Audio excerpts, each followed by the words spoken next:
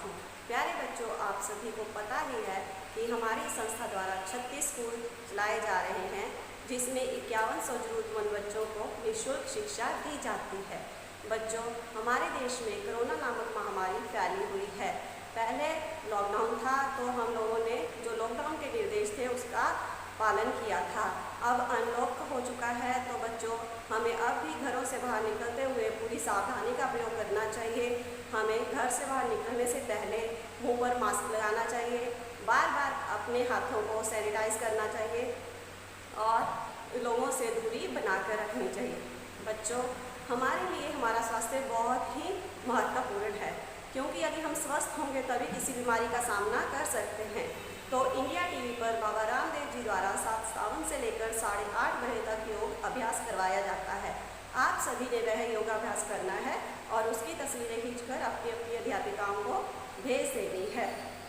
बच्चों, आजकल चीन और भारत पे मतभेद चल रहा है, तो सभी चीनी ऐप्स और साथ में चीनी वस्तुओं का बहिष्कार हम सब लोग कर रहे हैं। आप लोगों ने भी इसका समर्थन करना है और हमारे प्रधानमंत्री श्री नरेंद्र मोदी जी का साथ देना है। बच्चों, आप सभी ने ये कार्य बहुत ही कुशलता से करना है। मैं आप लोगों के लिए 5 अगस्त दिन बुधवार का टास्क लेकर आई हूँ। मैं नर्सरी, LKG और UKG को मैथ का टास्क करवाऊंगी। फर्स्ट क्लास के लिए हिंदी की स्टोरी है प्यासा कौवा। सेकेंड टू 5th क्लास के लिए EVS का टास्क है। तो चलिए बच्चे, हम शुरू करते हैं नर्सरी का टास्क। नर्सरी क्लास आपको 1 से लेकर 50 तक काउंटिंग है, जो कि आपको पहले भी करवाई जा चुकी है।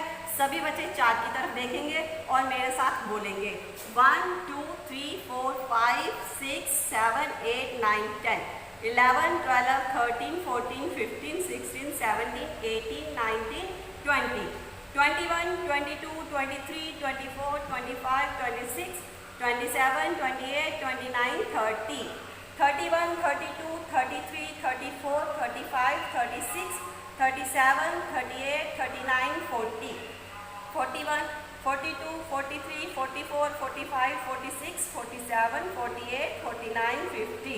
बच्चों, आप लोगों ने अपनी कॉपियों में इसको बहुत ही सुंदर करना है और साथ में याद भी करना है। पेरेंट्स का टास्क भी यही है, तो पेरेंट्स ने भी 1 से लेकर 50 तक गिनती ही लिखनी है।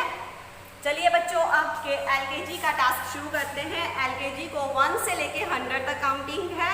तो बच्चों, आपको पहले भी हमने ये काउंटिंग करवाई हुई है, तो आपने 1 to 100 काउंटिंग अपनी कॉपियों में बहुत ही सुंदर सुंदर लिखनी है और इसको याद भी करना है।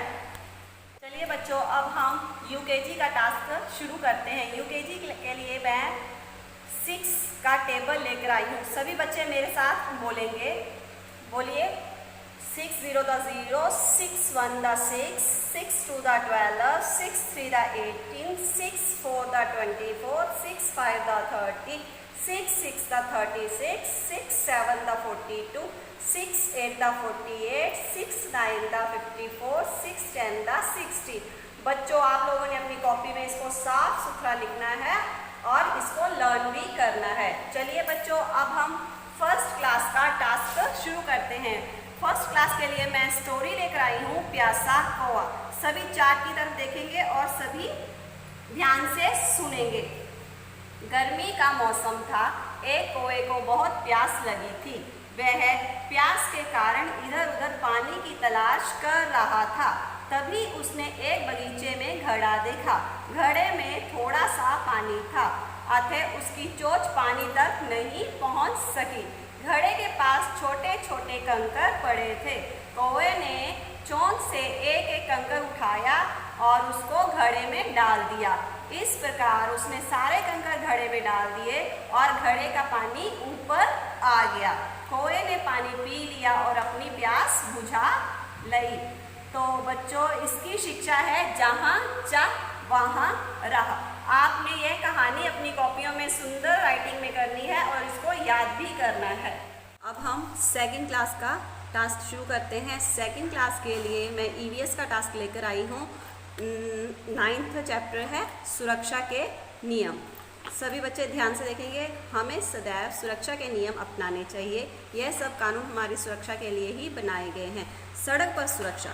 सड़क जब हम पार करते हैं या सड़क पर हमें कैसे जाना चाहिए, हमें इन चीज़ों का ध्यान रखना चाहिए। हमें फुटपाथ पर चलना चाहिए, सड़क पर कभी मत खेलो, कभी भी दौड़कर सड़क पार मत करो। ट्रैफिक लाइट्स और अन्य संकेतों की पालना करें। सड़क पार करते समय धारीदार लाइनों से सड़क पार करें, जिन्हें कि जेब्रा लाइंस भी बोलते हैं। हमेशा एक लाइन बनाकर बस में चढ़ें, कभी भी चलती हुई बस में ना चढ़ें, कभी भी चलती हुई बस में उतरने की कोशिश ना करें, कभी भी बस की खिड़की से बाहर ना झांकें। आगे है घर में सुरक्षा। बड़ों की अनुपस्थिति में माचिस ना जलाएं। तेज काटने वाली वस्तुएं जैसे चाकू, ब्लेड, कैंची इत्यादि से ना खेलें। कभी भी बिना किसी काम के बिजली के स्विच और उपकरणों को गीले हाथ से ना छुएं। बिस्तर पर कूदें मत। स्कूल में सुरक्षा। कभी भी एक दूसरे पर चाक के टुकड़े, डस्टर व अन्य वस्तुएं नहीं फेंकनी चाहिए। बेंचों व डेस्कों पर कभी ना कूदो। सीढ़ियां चलते और उतरते समय ध्यानपूर्वक चलें। खेल के मैदान में भी हमें सुरक्षा के नियम अपनाने चाहिए। कभी भी कांटों और झाड़ियों के समीप मत खेलो। कानून के अनुसार खेलो। बच्चों, ये हमारी सुरक्षा के लिए कुछ नियम बनाए गए हैं, हमें इनकी पालना करनी चाहिए। आप लोगों के लिए हमने सॉल्यूशन लिख लिया है, जो कि आपको भेज दिया जाएगा। इसमें से आपने अपनी कॉपियों में सुंदर सुंदर करके ये क्वेश्चन आंसर, ठीक गलत, ब्लैंक्स सभी कुछ अपनी कॉपियों में लिख लेना है। चलिए बच्चों, अब हम थर्ड क्लास का टास्क शुरू करते हैं। थर्ड क्लास के लिए मैं ईवीएस का 9th चैप्टर घर की सफाई लेकर आई हूँ। हम सब एक सुंदर और साफ घर में रहना चाहते हैं। पूरे घर की सफाई परिवार के प्रत्येक सदस्य के सहयोग से ही की जा सकती है। गंदा घर हमें बीमार बना देता है। बच्चे, इन चित्रों में देखिए कि घर में कैसे सामान बिखरा हुआ है, जिस वजह से कि मक्खियाँ मच्छर फैले हुए हैं। इधर भी इस पिक्चर में भी यही है। एक गंदा घर इस प्रकार नजर आता है। प्रत्येक वस्तु इधर उधर बिखरी होती है, वहाँ धूल और मिट्टी बिखरी होती है। और यदि एक साफ़ सुथरा घर है वो इस प्रकार दिखाई देता है। हर वस्तु अपनी जगह पर रखी होती है, कहीं पर भी कूड़ा करकट नहीं होता है। साफ घर जो है चूहों, कॉकरोच, मच्छरों, मक्खियों आदि से सुरक्षित होता है। हमें घर को साफ रखने के लिए हम कई प्रयोग कर सकते हैं, जैसे कि हमें प्रतिदिन अपने घर में झाड़ू मारकर, पोछा लगाकर साफ रखना चाहिए। हमें अपने घर के फर्नीचर को भी प्रतिदिन साफ करना चाहिए। घर के प्रत्येक कोने में मकड़ियों के जालों को हटाना चाहिए। घर की प्रत्येक वस्तु को ठीक व सही स्थान पर रखना चाहिए। ऐसा करने से घर बहुत सुंदर दिखाई देता है। हमें प्रतिदिन बाथरूम व शौचालय को ब्रश के साथ साफ करना चाहिए। रसोई को प्रतिदिन साफ करना चाहिए। कीड़े मकोड़ों के छिपने का यह सबसे उपयुक्त स्थान होता है, इसलिए लगातार दवाइयों के छिड़कने से रसोई घर में कीड़े मकोड़ों से मुक्त हो जाता है। याद रखो कि एक साफ सुथरा घर रहने के योग्य होता है, इसे ही सभी पसंद करते हैं। तो बच्चों, आप लोगों ने भी अपने घर को साफ सुथरा रखना है और एक अच्छा सुंदर घर बनाना है। तो बच्चों, आपको इसके जो सॉल्यूशंस हैं, प्रश्न उत्तर हैं, नीचे दी गई वस्तुओं के नाम हैं और ठीक गलत हैं, हाँ या नहीं है, वो आपको सॉल्यूशन के पर लिखकर मैं भेज दूंगी। आप सभी ने अपनी कॉपियों में इसको साफ सुथरा लिखना है और याद करना है। बच्चों, अब हम 4th क्लास का टास्क शुरू करते हैं। 4th क्लास के लिए मैं ईवीएस का चैप्टर 8 जानवरों के घर लेकर आई हूँ। सभी ध्यान से रीड करेंगे। मनुष्य की तरह ही जानवरों के वो भी सर्दी, गर्मी, वर्षा और दुश्मनों से बचने के लिए सुरक्षित घर की आवश्यकता होती है। प्राकृतिक वातावरण वाले घर। बच्चों, कुछ जो प्राकृतिक वातावरण वाले घर जो हैं वो जंगलों में बने होते हैं, जैसे कि हाथी, चीता और गैंडा वृक्षों के नीचे ही वर्षा और आंधी से बचाव करते हैं। बंदर वृक्षों की शाखाओं पर रहते हैं वे और अपने आप को बचाते हैं। गिलहरी वृक्ष के तनों में ही अपने बिल बनाकर रहती है। जानवर गुफाओं में रहते हैं। शेर, चीता और तेंदुआ जो है चट्टानों में बनी हुई घरों में रहते हैं, जिनको कि गुफा कहा जाता है। कुछ जानवर जो हैं बिल बनाकर रहते हैं, जैसे खरगोश, चूहे जो है जानवर धरती पर अपना बिल बनाकर रहते हैं। सांप अपनी बिल आप नहीं बना सकता है, वह दूसरे जानवरों के बिलों में ही पक्के तौर पर रहता है। जानवर बस्ती बनाकर रहते हैं। कुछ जानवर जो सामाजिक जीवन व्यतीत करते हैं, जैसे कि चींटियाँ, दीमक और मधुमक्खियाँ, ये छत्ते बनाकर रहती हैं। चींटियाँ धरती में छोटे छोटे छेद बनाकर रहती हैं और मिलजुल कर काम करती हैं। इन्हें घरों को जो है जानवरों की बस्ती कहा जाता है। पक्षी घोंसलों में रहते हैं। पक्षी रहने के लिए वृक्षों पर कई प्रकार के घोंसले बनाते हैं। वे घोंसले बनाने के लिए घास, बाल, पत्ते और धागे आदि कई वस्तुओं का प्रयोग करते हैं। कुछ जानवर जो हमारे आसपास होते हैं, जिनको कि हम पालतू या घरेलू जानवर भी कहते हैं, उनके घर हम स्वयं बनाते हैं। जैसे कि उदाहरण के लिए कुत्ता कैबिन में रहता है, गाय तबेले में रहती है, सुअर बाड़े में रहता है, भेड़ कूप में रहती है, घोड़ा अस्तबल में रहता है, जैसे कि यहाँ तस्वीरों में दिखाया गया है। तो कुछ पक्षियों को भी हम अपने घरों में रखते हैं, जिन्हें कि पिंजरे में रखते हैं। मछलियों के लिए हम जल जीवशाला बनाते हैं। बच्चे, आप लोगों ने इस लेसन को बहुत ही ध्यान से रीड करना है और इसके जो प्रश्न उत्तर हैं, खाली स्थान है, पिक्चर मैच करनी है, जानवरों के घरों के नाम लिखने हैं, वो आपको सॉल्यूशन में मैंने लिख दिए हैं। आपने अपनी कॉपियों में सुंदर सुंदर करके इनको लिखना है और साथ में याद भी करना है। हम लोग 5th क्लास का टास्क जंगल और जीवन EVS का मैं उनके लिए लेकर आई हूँ। बच्चे, हमारा ये चैप्टर जो है जंगल के ऊपर ही निर्भर है। तो पंजाब में जो है जंगल नाम मात्र ही है, परंतु जंगलों से तात्पर्य जो है वो विशाल भूभाग पर घने रूप से पेड़ पौधे हैं और जो झाड़ियाँ हैं, जंगली जीव हैं, वहाँ निवास करने वाले आदि सभी जो हैं जंगलों का ही अंश है। भारत में अनेक प्रांतों में आंध्र प्रदेश, बिहार, छत्तीसगढ़, उड़ीसा आदि में काफ़ी जंगल हैं और इन जंगलों में रहने वालों को लोगों को ही आदिवासी कहते हैं। इनका जीवन जो जंगल पर ही जीवन निर्भर होता है। आदिवासियों का जो जीवन है वो जंगल से ही जड़ी बूटियाँ जो मिलती हैं उन्हीं से वो अपनी बीमारियां दूर करते हैं। भोजन का प्रबंध भी जंगलों से ही करते हैं और शिकार के लिए वो भाले, तीर, कमान आदि का प्रयोग करते हैं।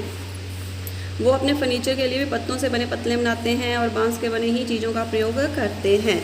बच्चों, लेकिन इन सब जंगलों की कटाई हो रही है लगातार, जिसकी वजह से काफ़ी परेशानियां आ रही हैं। जैसे कि जो जंगलों की कटाई होने के कारण जो निवास स्थान है उन पर उनका काफ़ी प्रभाव पड़ रहा है।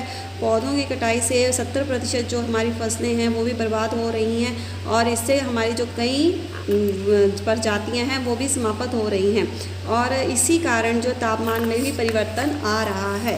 भूमि की जो ऊपरी परत है वो भी काफ़ी कमज़ोर होती जा रही है, जिसे भूक्षरण कहा जाता है और आदिवासियों के जीवन पर भी इसका काफ़ी प्रभाव पड़ रहा है। जल चक्कर पर भी इसका प्रभाव पड़ रहा है। तो बच्चों, पंजाब में जो जंगल हैं बहुत ही कम है, परंतु इसी कमी को हम पूरा करने के लिए काफ़ी कुछ कर सकते हैं। जैसे हमें खाली स्थान पर पेड़ लगाने चाहिए और वो पेड़ जो है वहाँ पे लगाने चाहिए जहाँ सही स्थान और सही पौधों का चयन करना चाहिए। उन पौधों का चयन करना चाहिए जो उस क्षेत्र की भूमि और लोगों के लिए काफ़ी लाभदायक हो। पंजाब में जंगल तो कम है, परंतु वहाँ पर दवाइयों के लिए, फर्नीचर के लिए आदि से जंगली चीज़ों का ही प्रयोग किया जाता है।